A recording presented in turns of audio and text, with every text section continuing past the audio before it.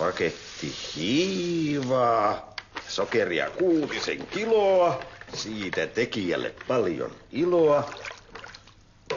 Luritetaan litku pulloon, pullo pankolle ja hyvää tulloa. Isä, otat sä vielä iltapalaa? Perhana! Mitä sä...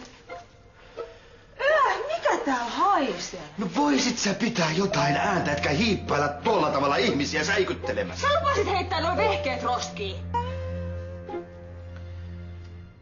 Tää on ihan tolkuton määrä. Itekö sä olisit tän kaiken juonut?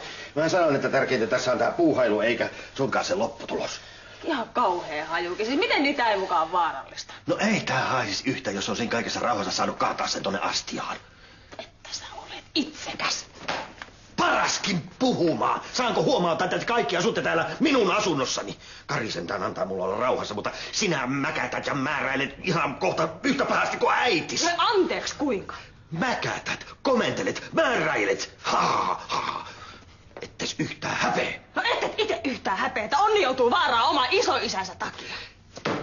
Saanko huomauttaa, että Onnilla on toinenkin koti, jonka sinä omistat ja jossa Tuomo asuu? Siellä saisit määräillä mieles mukaan. Hyvä on. Jos tämä peli jatkuu, niin minä ja Onni lähdetään. Terve menoa, tämä pannu muutti tänne jäädäkseen.